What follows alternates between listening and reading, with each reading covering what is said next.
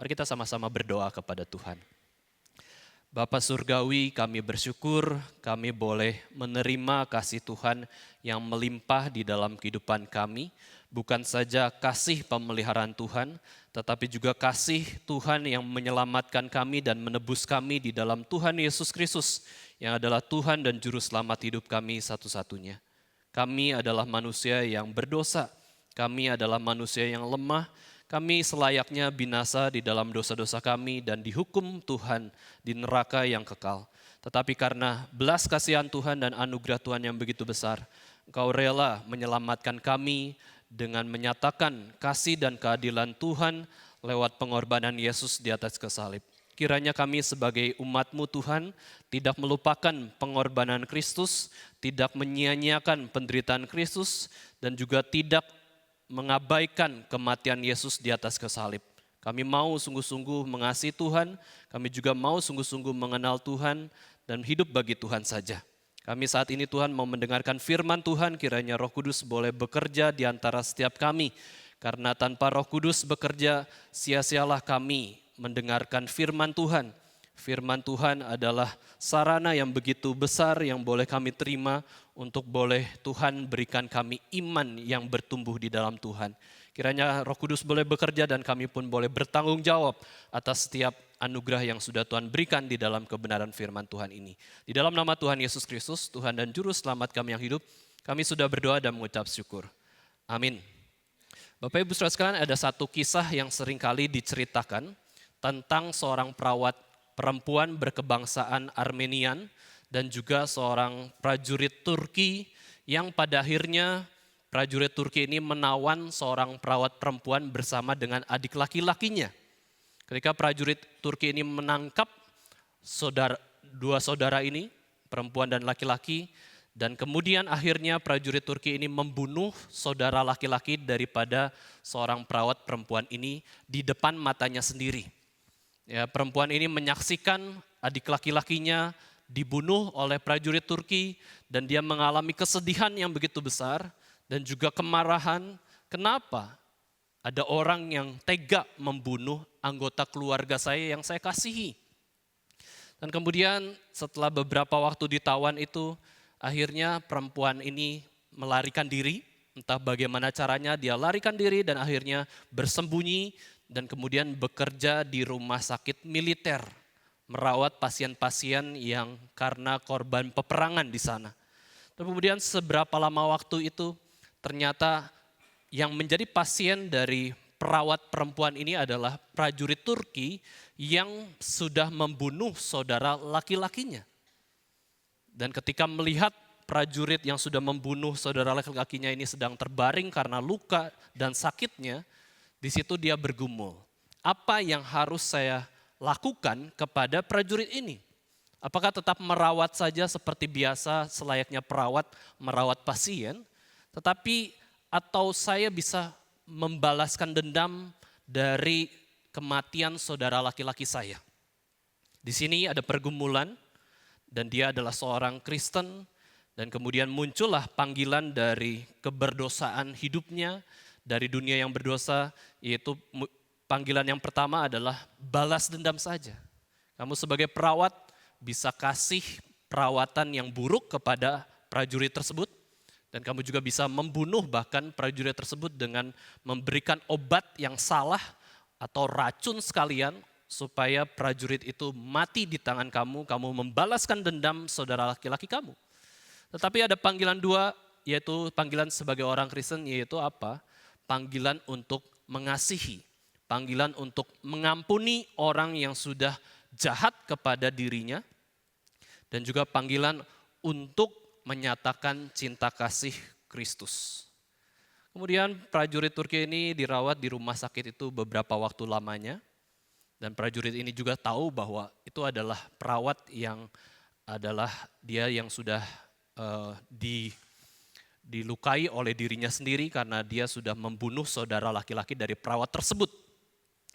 Dan pada saat si perawat perempuan ini merawat pasien tersebut, si prajurit Turki ini berkata, "Kenapa kamu membiarkan saya hidup? Kenapa kamu merawat saya? Bukankah saya ini sudah membunuh saudara laki-laki kamu. Lalu kemudian si perempuan perawat ini mengatakan bahwa ada dia yang mengajarkan, ada seseorang yang mengajarkan bahwa kasihilah musuhmu dan berbuat baik dan berdoalah bagi mereka yang sudah melukai kamu, yang sudah menganiaya kamu. Maka dari itu saya ambil keputusan untuk berlaku biasa saja. Aku akan bertanggung jawab untuk merawat kamu. Aku belajar untuk mengasihi kamu sekalipun kamu sudah melakukan kejahatan kepadaku. Prajurit Turki ini kaget, terkesan, dan akhirnya mau mengenal perawat perempuan ini lagi lebih dalam dan bagaimana tentang pengajaran yang dia percaya tentang dari Tuhan Yesus Kristus, dari perempuan perawat ini ya. Nah, Bapak Ibu Saudara sekalian, dari kisah tersebut kita bisa lihat bahwa sebenarnya kasih itu adalah sesuatu hal yang indah yang kita bisa ceritakan kepada banyak orang, bagaimana kita bisa mengasihi sesama manusia. Kasih juga membuat kehidupan di dunia ini lebih bermakna.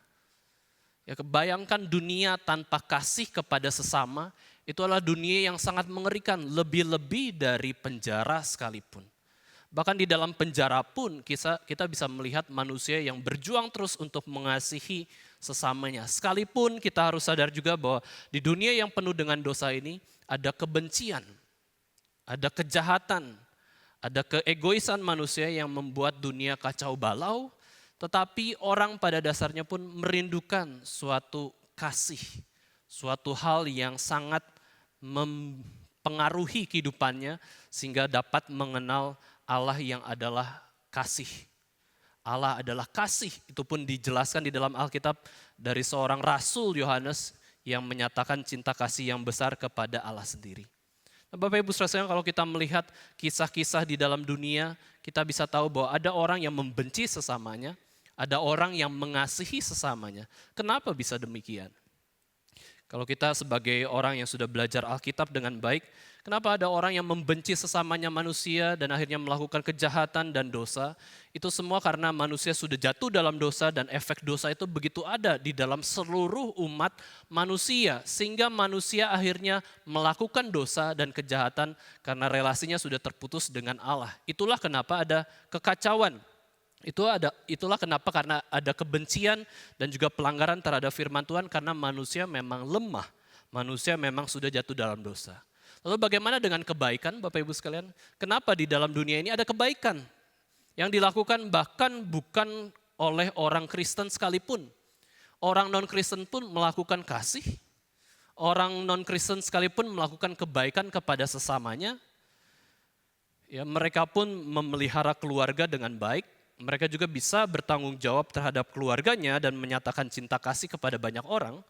Jawabannya adalah bukan dari manusia itu sendiri, melainkan itu adalah anugerah umum yang Tuhan berikan kepada semua manusia. Sehingga semua manusia punya hati nurani, sekalipun hati nuraninya sudah tercemar karena dosa. Hanya saja hati nurani terus berjuang untuk melakukan dan mengerti apa yang baik, apa yang buruk.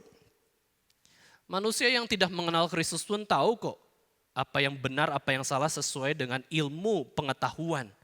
Tetapi yang tidak diketahui oleh manusia berdosa adalah kebenaran-kebenaran rohani tentang pribadi Allah sendiri dan pekerjaan Allah yang Tuhan nyatakan di dalam Yesus Kristus. Itu bedanya antara orang Kristen dan orang non-Kristen. Lalu orang non-Kristen memang bisa melakukan kebaikan? Bisa. Mereka bisa juga menyatakan cinta kasih, belas kasihan, hanya saja itu semua tidak melalui Kristus, melainkan melalui diri mereka sendiri karena motivasi dan kepentingan mereka sendiri, mereka melakukan kebaikan sehingga Alkitab mengatakan bahwa perbuatan baik kamu, hai manusia berdosa, itu semua adalah kain kotor. Betul baik, kepada sesama baik betul, tapi di mata Tuhan, perbuatan baik itu tidak sampai karena tidak sempurna. Sedangkan kita untuk datang kepada Tuhan, mempersembahkan sesuatu kepada Tuhan, kita butuh pengantara yang suci, yang tidak berdosa, yaitu hanya Tuhan Yesus Kristus saja. Tapi bukan berarti kita tidak menghargai kebaikan orang-orang yang belum kenal Kristus. Kita tetap hargai kebaikan mereka, dan kita bahkan juga mengasihi mereka, dan juga kita mau mengabarkan Injil kepada mereka. Nah, Bapak Ibu saudara sekalian, di dalam dunia ini kita mengasihi manusia bukanlah hal yang mudah. Ini hal yang sulit. Sekalipun kita bisa mengasihi sesama manusia. Kenapa menjadi sulit? Karena manusia yang lainnya itu beda dengan kita. Manusia yang lainnya juga mungkin tidak ada urusan dengan kita. Bahkan manusia yang lain juga adalah orang yang berdosa, yang sudah menyakiti kita apalagi. Kita ada gap, ada batasan, kita juga sudah benci dia, sehingga sulit untuk mengasihi sesama manusia lain. Karena apa? Manusia berdosa. Kenapa ada konflik dan pertengkaran terjadi? Karena biasanya adalah manusia dengan keberdosaan dan kelemahannya bertemu dengan manusia yang lain dengan penuh kelemahan dan dosanya. Pasti konflik. Sehingga orang yang mengharapkan tidak ada konflik sama sekali di dalam dunia ini adalah orang yang terjebak dalam mimpi yang terlalu mengawang-awang. Gak ada konflik sama sekali. Yang kita usahakan sebagai orang yang sudah ditebus dengan darah Kristus adalah betul pembawa damai. Kita harus membawa damai. Kita mengusahakan damai. Tapi ketika kita melihat bahwa kita hidup dalam dunia yang berdosa, kita juga harus mempersiapkan ketika ada konflik terjadi, kita harus bagaimana? Ya, kita harus bersikap dewasa, kita harus bersikap seperti Yesus sendiri ketika menghadapi konflik yang terjadi. Kita susah mengasihi sesama manusia karena sesama manusia berdosa dan lemah. Tapi manusia berdosa dan lemah pun ketika melihat Yesus Kristus yang tidak berdosa, mereka pun konflik sama Tuhan Yesus. Ya, para orang Farisi, ahli Taurat, para imam kepala pun tidak suka dengan Yesus yang benar, tanpa dosa, sehingga kita bisa lihat bahwa Alkitab sudah mempersiapkan diri kita untuk menghadapi konflik yang terjadi dimanapun kita berada. Yesus saja ada konflik, padahal dia tidak berdosa loh. Apalagi kita hidup dalam komunitas sesama manusia berdosa. Konflik betul harus dihindari, tapi kalau harus dihadapi, hadapi. Dengan firman Tuhan, dengan kekuatan dari Tuhan sendiri. Ada orang yang tidak kuat menghadapi konflik, akhirnya apa? Ambil keputusan ketika ada konflik di perusahaan, resign. Apakah itu betul-betul menghadapi konflik atau lari dari konflik? Ada orang-orang yang tidak bisa tahan dengan konflik, misalkan di dalam gereja gitu ya. Kemudian pindah gereja, ada konflik. Di mana-mana ada konflik. Kita tidak bisa selalu menghindari konflik, kadang-kadang harus menghadapi konflik dan di situ kita dibentuk sebagai manusia. Manusia menajamkan sesamanya seperti besi menajamkan besi. Tetapi bukan berarti kita cari-cari konflik, cari-cari masalah, cari-cari pertengkaran dengan orang lain. Kita adalah peacemaker, kita adalah pembawa damai. Sekarang kita lihat juga kalau di dalam relasi manusia saling mengasihi itu ada seorang ibu ya. Seorang ibu sedang hamil. Dan kemudian di dalam kehamilannya ini ada tumor di dalam rahimnya. Terus dia sudah konsultasi dengan dokter, dokter mengatakan bahwa ada beberapa pilihan yang kamu bisa putuskan karena kehamilan kamu bersama dengan tumor di dalam rahim kamu sendiri. Kalau kamu bisa putuskan adalah yang pertama kamu aborsi kandungan kamu itu sendiri. Anak di dalam kandungan itu diaborsi, sehingga tumornya bisa diselesaikan dengan baik dan kamu resikonya bisa lebih sehat tanpa kehilangan nyawa. Tapi yang kedua adalah ya tetap biarkan anak dalam kandungan berjalan dan bersama dengan tumornya, lalu harus operasi, tapi resikonya adalah nyawa ibu sendiri dan nyawa anaknya juga bisa terancam. Lalu bagaimana Bapak Ibu sekalian ketika menghadapi dua kondisi yang terjadi seperti ini sebagai seorang ibu? Seorang ibu yang mengasihi anak di dalam kandungannya tentu ingin agar anak itu bisa hidup di dalam kandungannya, tidak langsung aborsi. Tapi kalau aborsi diputuskan pun karena pergumulan yang begitu berat, itu juga bisa diambil keputusan, tetapi pada umumnya orang yang mengasihi anak di dalam kandungan, dia ingin terus mempertahankan anak tersebut. Sehingga si ibu ini yang mengasihi anaknya, dia katakan tidak apa-apa, coba terus sampai hari kelahiran, ya anak ini tetap dipelihara meskipun ada tumor di sana. Dan akhirnya dokter setuju dan akhirnya mengoperasi ibu yang melahirkan ini, anaknya selamat. Ya, anaknya selamat, terus kemudian dokter mencoba untuk membereskan tumor di dalam rahimnya. Tetapi beberapa hari kemudian, si ibu ini kemudian meninggal dunia. Kita bisa lihat bahwa seorang ibu itu ya, dia rela ambil resiko yang meresikokan nyawanya sendiri demi apa? Demi kasihnya kepada anggota keluarganya, kepada darah dan dagingnya. Kita satu sisi melihat bahwa ada orang sulit mengasihi, tapi ada juga orang bisa mengasihi dengan alasan-alasan yang dia miliki. Karena darah daging sendiri, keluarga sendiri, masa tidak mengasihi darah daging sendiri, keluarga sendiri.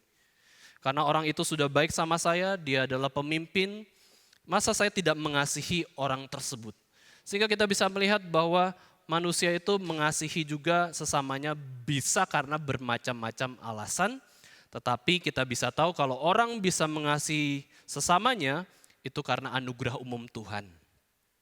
Sekalipun manusia sudah total depravity, sudah tercemar karena dosa, seluruh aspek kehidupan manusia itu sudah ada natur dosanya, sehingga perbuatan baik manusia pun pasti ada dosanya. Ada kepentingan diri sendiri, sekalipun itu perbuatan baik. Tetapi kita bisa melihat pengharapan di dalam Tuhan sendiri, ketika Yesus menebus manusia dari segala dosanya, kita bisa diberikan pengharapan untuk apa? Untuk mengasihi Tuhan Allah kita dengan segenap hati, segenap jiwa, segenap kekuatan, betul-betul bukan berdasarkan anugerah umum Tuhan saja, melainkan anugerah khusus yang Tuhan sediakan di dalam penebusan Tuhan Yesus Kristus. Sehingga kita bisa melihat kita yang sudah dipulihkan, sudah dikasihi oleh Allah dengan begitu besar, kita dimampukan bukan hanya mengasihi sesama manusia dengan motivasi yang dari Kristus, tetapi kita bisa mengasihi Allah dengan tepat. Karena Tuhan Yesus Kristus menjadi pengantara kita dan juga menjadi kebenaran kita. Inilah privilege yang Tuhan berikan kepada orang-orang yang percaya kepada Yesus Kristus. Kita bukan lagi melihat tataran manusia secara horizontal, tetapi kita berelasi kepada Allah secara vertikal. Allah yang di atas kita, Allah yang adalah pencipta kita, pemelihara kita, dan juga Dia sudah penebus kita di dalam Yesus Kristus. Maka Tuhan Yesus mengatakan kepada para muridnya dan juga berlaku kepada para manusia yang lainnya, kasihilah musuhmu, berdoalah bagi mereka yang menganiaya kamu, kasihilah sesamamu manusia seperti diri kamu sendiri. Dan terlebih lagi Yesus juga mengatakan yang utama adalah kasihilah Tuhan Allahmu dengan segenap hidupmu.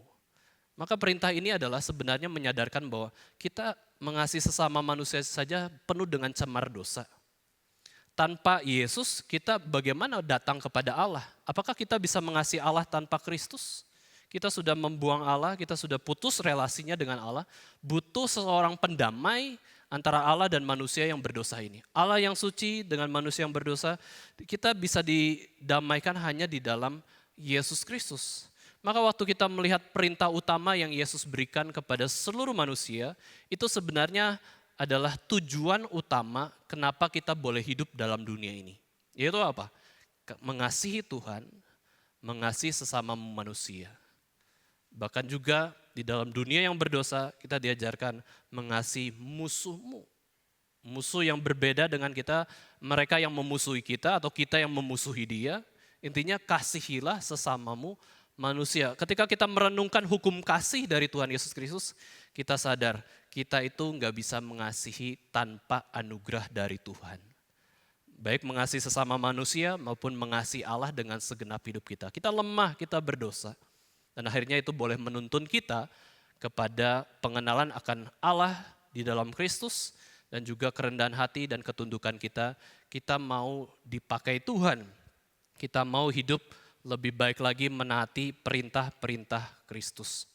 Nah Bapak Ibu Saudara sekalian, di dalam Keluaran 20 ayat 2 sampai 11 yang barusan kita baca itu bicara hukum 1 sampai 4 yang menunjukkan tentang relasi kasih kita kepada Allah.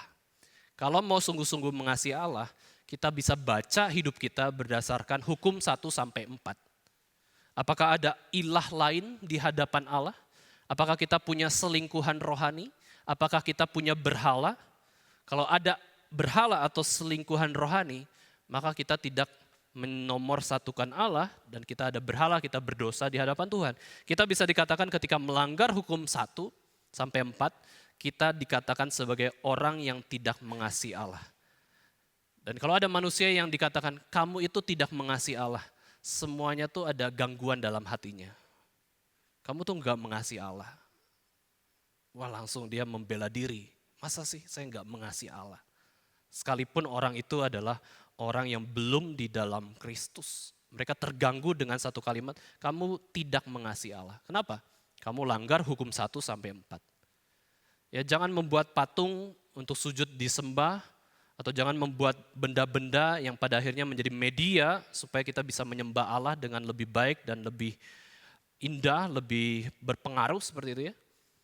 Maka kalau kita membuat hal-hal tersebut dan akhirnya melakukannya, kita melanggar perintah Tuhan, itu menunjukkan juga bahwa kita itu tidak mengasihi Allah. Lalu pada akhirnya kita harus hormat nama Tuhan, nama Allah Tritunggal, tapi kita pakai secara sembarangan, menjadi bahan bercandaan, menjadi umpatan, menjadi suatu latah dan lain-lain, itu dipakai bukan untuk menyembah, tetapi untuk sembarangan dan sia-sia. Kita pun sebenarnya tidak mengasihi Allah. Dan pada akhirnya ketika hukum keempat, ingatlah dan kuduskanlah hari Sabat, kita berhenti sejenak dari setiap aktivitas dan pekerjaan kita untuk datang bersekutu dengan Allah di hari Sabat yang sudah Tuhan tetapkan ini. Waktu kita melanggarnya, kita sedang tidak mengasihi Allah.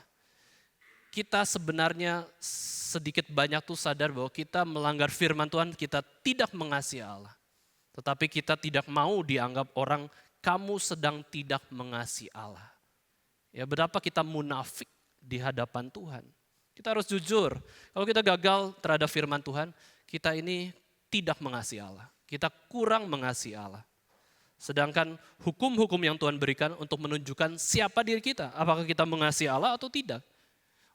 Yesus katakan, jikalau kamu mengasihi aku, para pengikutku, maka kamu akan melakukan segala perintahku. Segala perintah Yesus itu kita ingin lakukan karena apa? Karena kita mengasihi Yesus yang sudah terlebih dahulu mengasihi kita.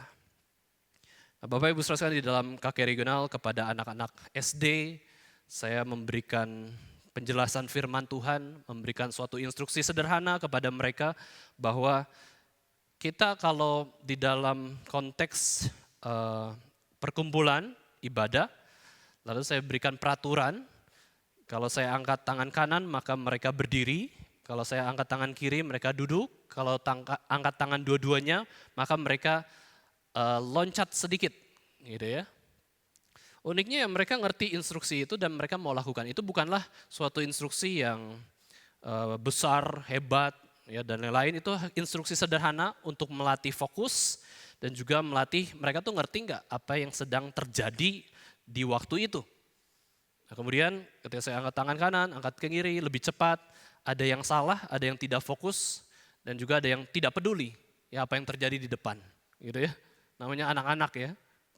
Tetapi kita bisa melihat bahwa saya ajarkan ketika ada anak-anak itu yang melihat fokus kepada perintah pemimpinnya di satu ibadah tersebut, saya berikan penjelasan bahwa kalau mereka taat, mereka tuh sedang berlaku benar dan juga berlaku mengasihi yang kasih instruksi. Senang kan?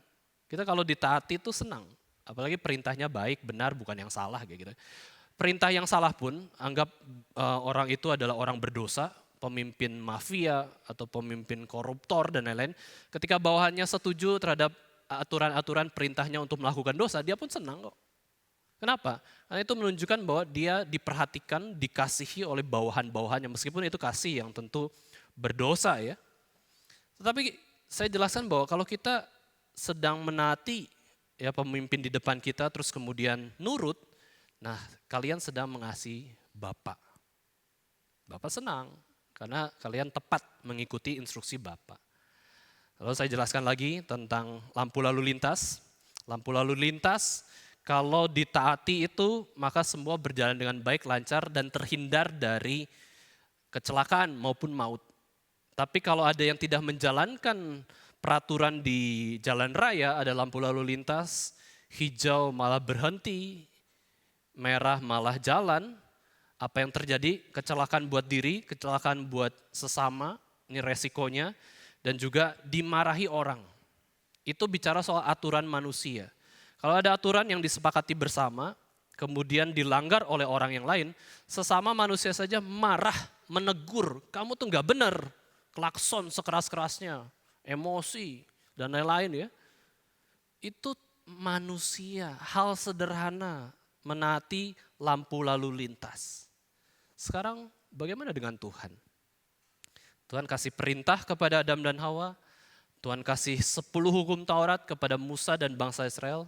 Kalau tidak taat kira-kira Tuhan tuh tenang-tenang saja, santai-santai saja, tidak ada yang terjadi, atau Tuhan marah sama kita. Tuhan menegur kita, Tuhan sedih melihat kehidupan kita yang tidak beres, yang penuh dengan pelanggaran terhadap firman Tuhan. Apakah Tuhan itu tidak hidup sehingga kita taat biasa saja, tidak terjadi? Kita tidak taat juga nggak ada efeknya dalam kehidupan kita, Bapak Ibu sekalian. Kita sesama manusia saja ada aturan yang dilanggar saja langsung komplain, ngomong, ngoceh, ngeluh, kritik. Tapi bagaimana dengan keadilan Tuhan yang Tuhan adalah Maha Kudus, Maha Adil ketika Dia melihat kita itu jatuh dalam dosa. Betul, Tuhan tegur, Tuhan marah terhadap perbuatan dosa, Tuhan benci terhadap perbuatan dosa, tapi Tuhan juga bisa menyatakan pesannya dengan cara yang penuh kasih. Bapak Ibu sekalian, manusia sekalipun dia orang Kristen sudah kenal Kristus, tidak lepas dari dosa-dosa yang dilarang di dalam 10 hukum Taurat. Kita bisa ada berhala, kita bisa membuat sesuatu dan akhirnya memberhalakan sesuatu tersebut. Kita bisa sujud menyembah kepada sesuatu tersebut, kepada dunia. Kita juga tidak peduli terhadap nama Allah, kita tidak hormat memperlakukan nama Allah. Kita juga bisa tidak menguduskan hari Sabat, bahkan melupakan hari Sabat. Kita lemah. Nah, waktu kita lakukan hal tersebut, jatuh dalam dosa, kita sedang tidak mengasihi Allah. Nah, Bapak Ibu sekalian, konteks dari 10 hukum Taurat yang diberikan oleh Tuhan kepada Musa dan Musa kepada bangsa Israel di padang gurun, di Gunung Sinai itu adalah konteks bagaimana Tuhan sudah memanggil bangsa Israel yang hidup di Mesir dan kemudian mengalami penindasan oleh Firaun. Karena apa? Karena bangsa Israel semakin banyak dan Firaun yang di Mesir itu sangat iri kepada bangsa Israel. Kok bisa lebih banyak dibandingkan bangsa Mesir? Maka untuk menghindari ancaman terhadap pemberontakan dari bangsa Israel, maka Firaun dan tentara Mesir itu menindas bangsa Israel. Disingkirkan, dimarginalisasikan, terus kemudian ditindas, disuruh kerja paksa, ya menjadi budaknya orang-orang Mesir. Karena apa? Karena Firaun takut kekuasaannya di kerajaan Mesir itu terancam. Padahal dulu bangsa Israel adalah tamu terhormat di Mesir. Ya, dari Kanaan ada kelaparan di sana, terus kemudian Yusuf menjadi perdana menteri di sana, menolong kerajaan Mesir supaya cukup dari logistiknya. Dan kemudian Yusuf mengundang keluarganya, orang tuanya dan kakak-kakaknya untuk tinggal di Mesir di tanah Goshen. Firaun yang sebelumnya itu sudah memberikan izin agar bangsa Israel tinggal di kerajaan Mesir di tanah Goshen. Tapi kemudian setelah jadi tamu terhormat, sekarang jadi budak yang tersiksa. Itu konteks bangsa Israel. Bukan hanya tersiksa secara fisik, tetapi secara rohani pun mereka terlibat dengan pergaulan yang buruk.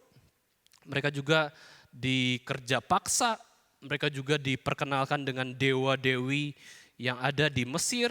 Bahkan ada seorang mengatakan bahwa tidak ada binatang di Mesir yang tidak dijadikan dewa mereka. Semua binatang dijadikan dewa-dewa Mesir. Betapa banyak ilah berhala di dalam kehidupan kerajaan Mesir pada waktu itu. Dosa mereka tuh begitu berat di hadapan Tuhan. Melanggar seluruh hukum Taurat. Itulah kenapa pada akhirnya juga Tuhan memberikan 10 tulah kepada orang Mesir. Karena dosa mereka begitu berat dan ini menjadi suatu penghakiman untuk mereka. Tetapi menjadi pembebasan buat bangsa Israel yang berseru-seru minta tolong kepada Tuhan. Karena penindasan dan juga penderitaan yang mereka alami. Oh, bangsa Israel begitu ditindas, tapi Tuhan rela ya memakai seseorang bernama Musa yang hidup 40 tahun, 40 tahun, 40 tahun kehidupannya kita bisa bagikan ya. Ya, 40 tahun pertama Musa dianggap sebagai seseorang, something, sesuatu banget.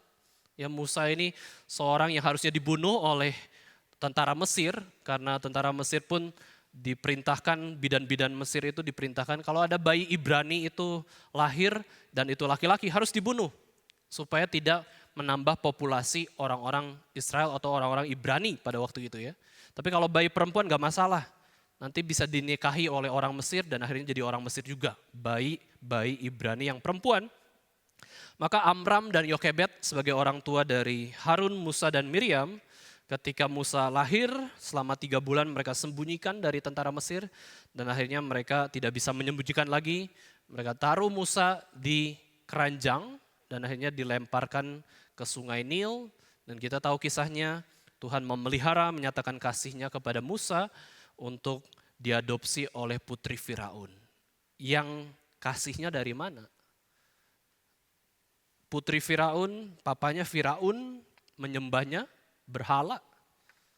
Kasih kepada sesama manusia itu dari mana Bapak Ibu sekalian? Tadi seperti yang saya sudah jelaskan, setiap ada perbuatan baik kepada sesama manusia itu datangnya dari Tuhan. Sekalipun itu tidak sempurna. Misalkan Putri Firaun mau mengadopsi Musa karena Musa ini apa? Gemes, karena egonya ya, gemes, lucu, udah. Bukan karena ini manusia yang harus dihargai karena ciptaan Tuhan serupa dan segambar dengan Allah, saya harus menghidupi dia. Tapi lebih ke arah, saya pengen egonya, tapi mengasihi enggak? Mengasihi, mengadopsi kok. Saya punya anak. Gitu ya, akhirnya diadopsi oleh Putri Firaun, dididik selama 40 tahun, Musa menjadi pangeran Mesir sekalipun dia orang Ibrani. Tetapi Musa juga sekalipun sudah diberikan kasih Tuhan yang begitu besar dalam hidupnya, namanya manusia berdosa bisa benci loh ya. Dan Musa melakukan hal yang bodoh di umur 40 tahun. Yaitu apa? Ketika orang Ibrani bertengkar dengan orang Mesir, ya Musa sadar saya orang Ibrani, saya harus bela teman saya. Dia bunuh orang Mesir, dia kuburkan orang Mesir, dia pikir Musa sudah membela orang Ibrani ini akan mengasihi Musa. Tapi akhirnya dilaporkan juga dan akhirnya orang Ibrani juga tidak merasa dikasihi oleh Musa. Akhirnya terketahuan dan akhirnya Musa harus lari, kalau tidak lari maka Musa akan dibunuh oleh Firaun karena sudah membunuh prajurit Mesir. Maka tahapan kedua dalam kehidupan Musa karena dosa yang dia lakukan juga, nah Tuhan ubah dia, menyadarkan dia bahwa kamu ini nothing Musa. Ya tanpa Tuhan kalau kamu lakukan dosa terus menerus, ya engkau akan mendapatkan teguran dan itu mencelakakan diri kamu sendiri. Buktinya kamu sudah bunuh orang Mesir, ya kamu harus lari meninggalkan kerajaan Mesir, lari ke tanah Midian, bertemu dengan orang Midian di sana. Tuhan masih memberikan kasihnya kepada Musa, mendidik Musa menjadi orang yang tidak ada apa-apanya. Tidak punya gelar, tidak punya pasukan, tidak punya kekayaan, dia akhirnya punya apa? Punya kasih Tuhan. Dan Tuhan mengasihi Musa dengan memakai orang-orang Midian, Yitro dan juga keluarganya, dan akhirnya Musa menikah dengan anak Yitro ya. Dan di Midian Musa menggembalakan kambing domba sampai disitulah dia bertemu dengan Tuhan sendiri, menjawab panggilan Tuhan dan menerima tugas yang begitu berat di umurnya ke-80 tahun kehidupannya, yaitu membawa bangsa Israel keluar dari tanah Mesir. Orang Israel sudah berseru-seru kepada Tuhan itu puluhan tahun, Tuhan tenang saja. Ya, dia menunggu Musa mulai dari 40 tahun pertama, 40 tahun kedua, 80 tahun. Israel begitu mengalami penderitaan yang berat. Bahkan Israel sudah di Mesir juga ratusan tahun, begitu lama, 400 tahun ya. Tapi di situ di waktu Tuhan sendiri, Tuhan akhirnya mau membebaskan bangsa Israel untuk memanggil bangsa Israel secara khusus orang-orang Ibrani ini untuk beribadah kepada Allah.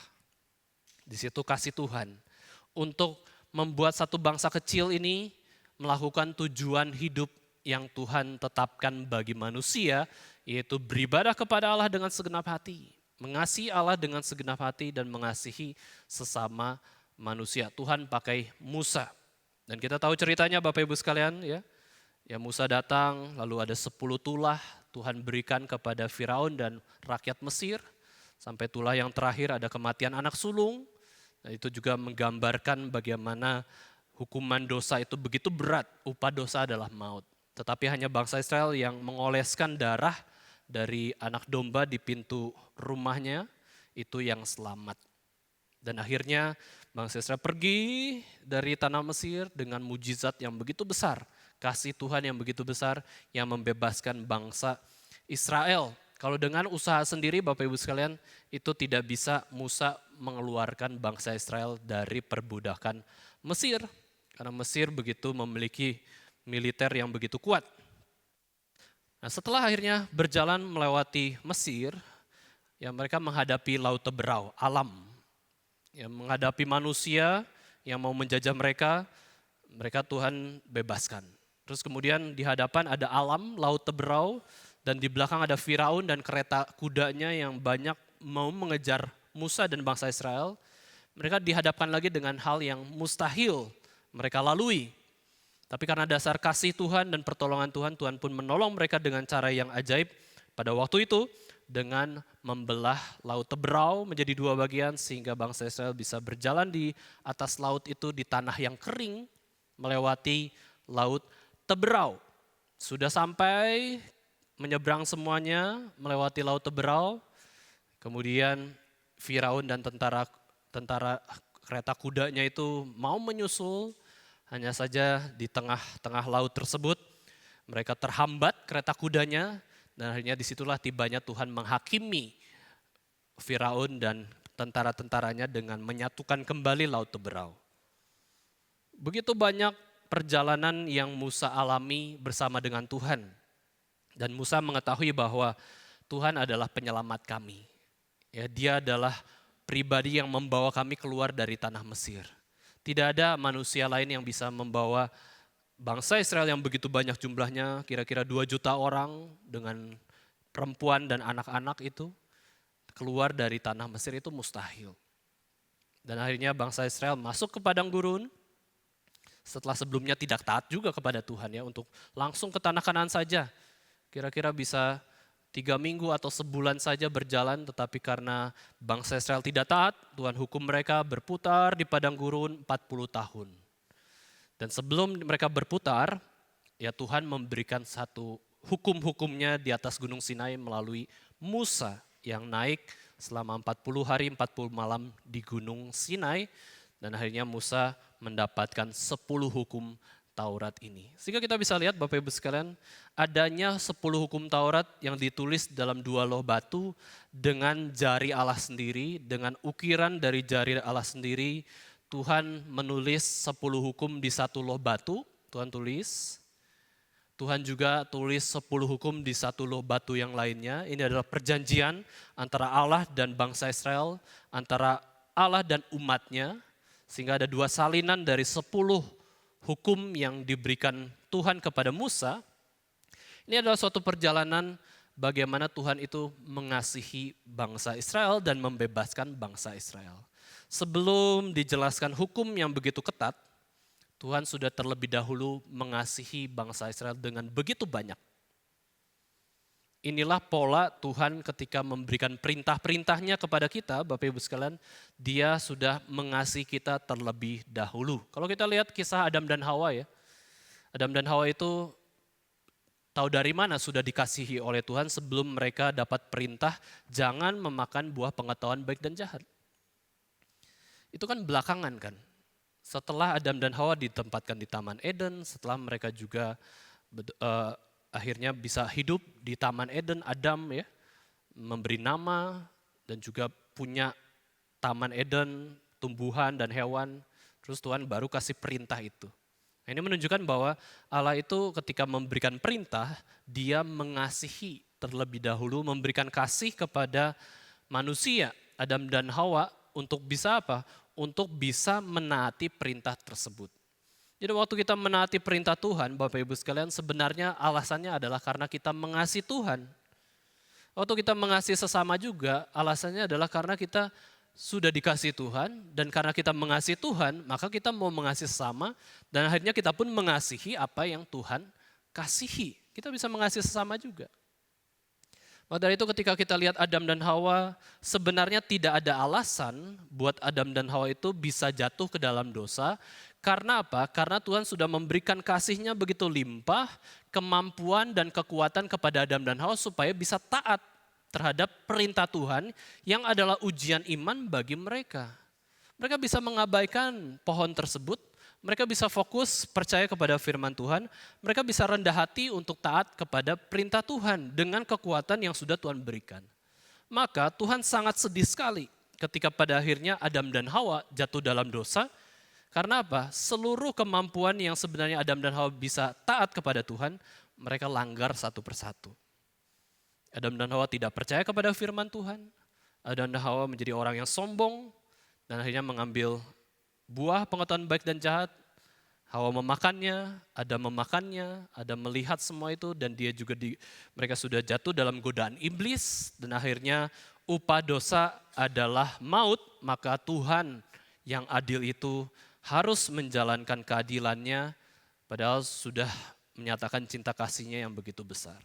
Nah, pola seperti ini Bapak Ibu sekalian ya, itu menjadi pola kehidupan kita sebagai orang Kristen. Kenapa kita mau taat perintah-perintah Tuhan? Karena kita sudah dikasihi oleh Allah terlebih dahulu dengan kasih yang begitu besar. Dan Tuhan sendiri ketika menyatakan perintahnya, Dia akan memampukan kita untuk menaatinya. Bukan membiarkan kita, bukan melepas kita.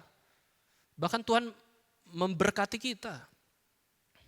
Ya, Tuhan menjanjikan berkat-Nya ketika kita taat kepada Tuhan. Nah, ini adalah suatu pola yang begitu indah yang kita bisa lihat juga ketika 10 hukum Taurat diberikan. Tuhan lakukan begitu banyak mujizat kepada Musa dan bangsa Israel, begitu banyak kasih Tuhan, dan akhirnya Israel seharusnya siap untuk menerima perintah-perintah Tuhan. Dan ketika Musa turun memberikan penjelasan 2 loh batu tersebut, sebenarnya bangsa Israel sendiri sudah menyatakan kesiapannya kepada Tuhan. Tapi iman mereka goyah. Justru ketika pada akhirnya mereka sudah mendengarkan hukum-hukum Tuhan, mereka melakukan perbuatan dosa yang melanggar 10 hukum Taurat tersebut. Khususnya relasi hukum 1 sampai yang keempat, kepada Allah.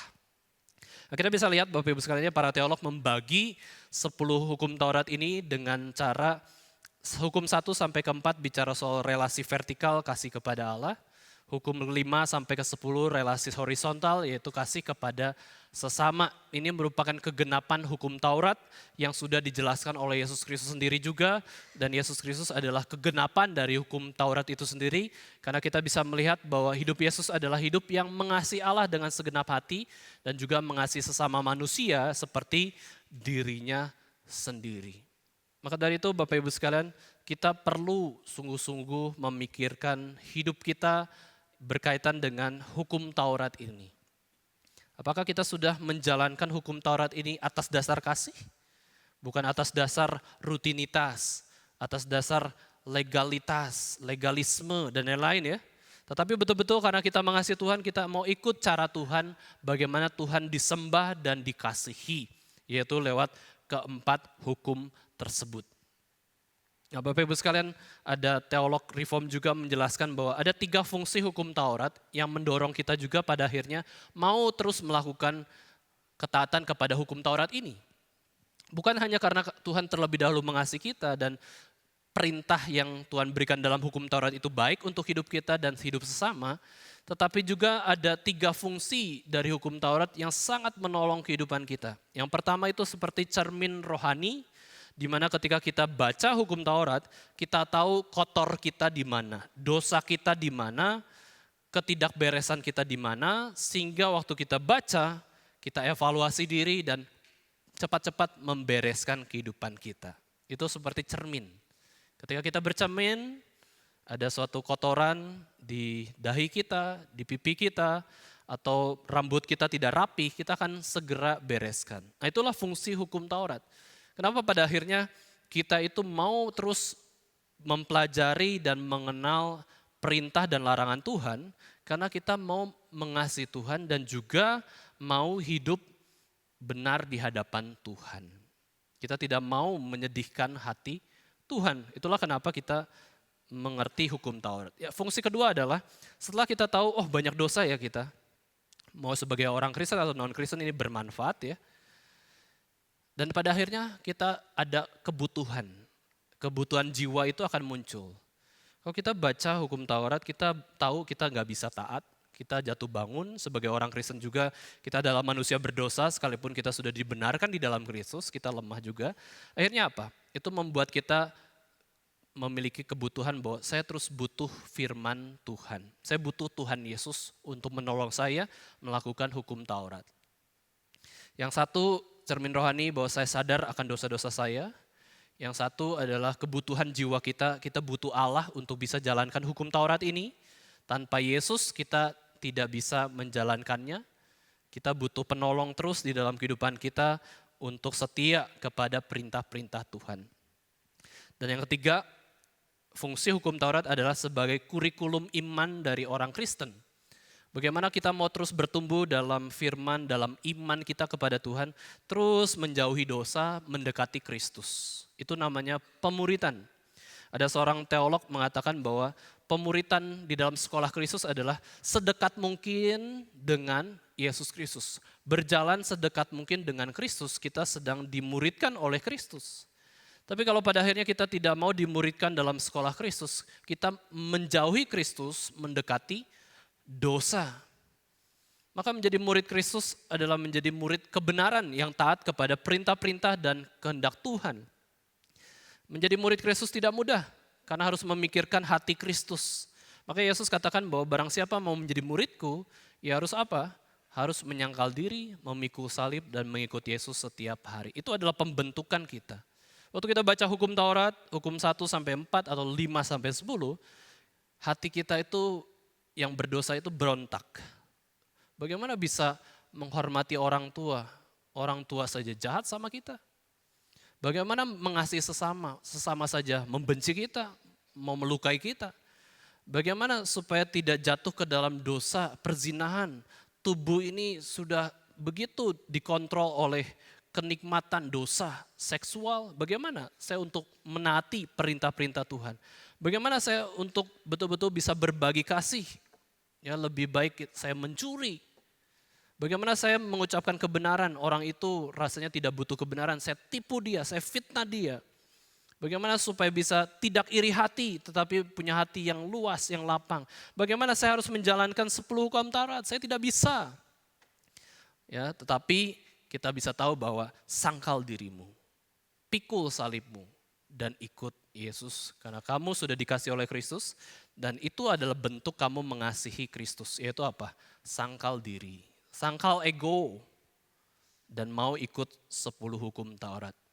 Dan meskipun dibagi ya oleh teolog, 1-4 adalah kasih kepada Allah, 5-10 adalah kasih kepada sesama manusia, tetapi yang mendasari 10 hukum itu adalah kasih kepada Allah. Ya, kasih kepada Allah membuat kita mengasihi sesama manusia. Maka Rasul Yohanes di dalam surat Yohanes mengatakan bahwa kalau kamu mengatakan kamu beriman, kamu takut Tuhan, kamu cinta Tuhan, tapi kamu membenci sesamamu manusia.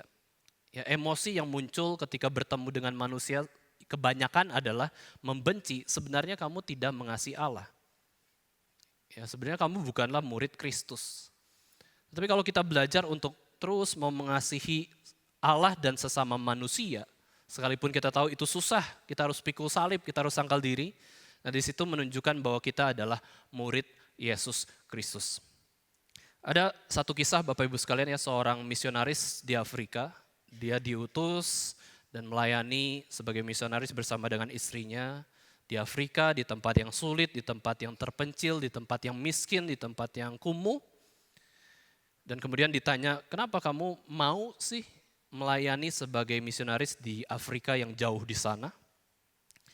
Lalu dia katakan bahwa kalau kita melakukan sesuatu yang kita mau dan kita suka saja, kita tuh harus dibelas kasihani oleh Tuhan. Kita harus memohon belas kasihan Tuhan dengan lebih banyak lagi. Karena apa? Kita hanya ingin melakukan apa yang kita mau dan apa yang kita suka saja. Saya menjadi misionaris di Afrika, saya tuh sebenarnya tidak suka kotoran.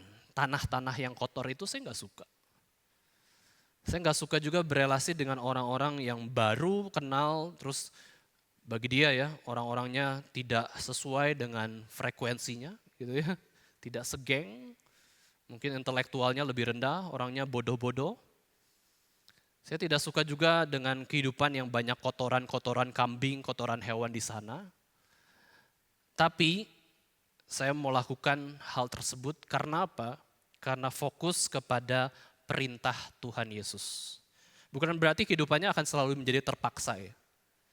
Ya, ada pepatah mengatakan kita bisa karena biasa. Ya kita udah biasa lihat kotoran kambing, lama-lama bisalah cium kotoran itu ya, biasa. Karena sudah terbiasa. Tapi bukan berarti kita itu suka. Enggak. Kita melatih diri untuk mengendalikan diri dan terbiasa dan tahu bahwa kenapa saya melakukan hal ini karena perintah dari Tuhan Yesus. Itulah menjadi alasan kenapa kita mau melakukan hal-hal yang kita tidak suka, melakukan hal-hal yang kita tidak mau. Tapi itu adalah kebaikan dan kehendak Tuhan, maka itu namanya sangkal diri. Pikul salib dan ikut Yesus Kristus. Yesus berkata sebelum dia naik ke surga itu, pergi. Pergi, jadikanlah semua bangsa muridku. Ajarkanlah firman Tuhan kepada mereka. Lakukanlah ketaatan kepadaku. Aku akan menyertai kamu sampai akhir zaman. Tuhan sudah janjikan berkatnya, Tuhan janjikan kasihnya. Masa kita tidak mau taat kepada perintah Yesus? Lalu si misionaris ini juga menyatakan bahwa kasihlah yang menguasai aku. Mari kita sama-sama baca firman Tuhan Bapak Ibu sekalian. Dari 2 Korintus 5 ayat 14, kalimat pertamanya saja. 2 Korintus 5 ayat 14a ya. Mari kita baca firman Tuhan ini bersama-sama. Ini konteksnya juga adalah penginjilan dan bagaimana Paulus terus mau menyatakan pendamaian yang Tuhan sediakan bagi orang berdosa ya. Mari kita baca 2 Korintus 5 ayat 13a. Ya. 2 Korintus 5 ayat 14a. Kita sama-sama baca, buka suara. Sebab kasih Kristus yang menguasai kami. Ya, kenapa akhirnya kita rela berkorban bagi Tuhan? Mau taat firman Tuhan, 10 hukum Taurat, itu bukan karena rutinitas kita dan kita mencari jasa diri, tetapi karena kasih Kristus sudah menguasai kami, maka kami mau mengasihi Allah segenap hati, kami mau mengasihi sesama manusia seperti diri kami sendiri, dan dengan cara apa mengasihi Allah dengan segenap hati? Dengan cara menuruti setiap perintah-perintahnya. Ya, ini adalah suatu hal yang baik untuk kehidupan kita. Waktu kita belajar taat perintah Tuhan itu atas dasar kasih Allah. Dan waktu kita taat firman Tuhan ada menyatakan cinta kasih kepada sesama manusia. Sudahkah kita Bapak Ibu sekalian dikuasai oleh kasih Kristus? Apakah kita dikuasai oleh ego kita sendiri? Keinginan kita sendiri yang mungkin sekali bertentangan dengan Tuhan? Sudahkah kita sungguh-sungguh mengasihi Allah dengan segenap hidup kita dan mengasihi sesama manusia? Ini adalah pergumulan terus di dalam kehidupan kita setiap hari sampai Yesus datang kembali kedua kalinya. Ketika Yesus datang kedua kali di akhir zaman itu, disitulah kita akan dilepaskan dari segala pergumulan dosa, dan kita akan melanjutkan tugas kita dari Tuhan, yaitu mengasihi Tuhan dengan segenap hati dan juga mengasihi saudara-saudara kita di dalam Yesus Kristus. Kiranya kita boleh mengerti kasih Allah sehingga hidup kita itu didasarkan karena kasih. Bukan karena ego, dosa, kedagingan, dan juga godaan iblis. Kita mau menentukan setiap keputusan kita karena dasar kasih kepada Allah dan juga kasih kepada sesama manusia. Dan ingat ya di masa-masa menjelang Paskah Jumat Agung ini ya, Jumat Agung dan Paskah ini, kita juga sebenarnya sudah merasakan begitu besar kasih Allah kepada seluruh dunia.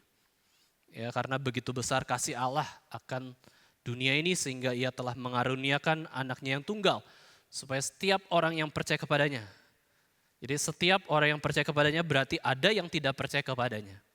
Nah, setiap orang yang percaya kepadanya tidak binasa, melainkan beroleh hidup yang kekal. Kita sudah menerima hidup kekal jika kita percaya kepada Yesus Kristus. Jika kita sudah menerima hidup kekal, bukankah itu kasih yang melampaui seluruh dunia ini? Kita sudah dapat hidup kekal di dalam Kristus. Itu yang menjadi dorongan kita terus-menerus. Saya mau hidup seperti hidup dalam kerajaan Allah di masa depan.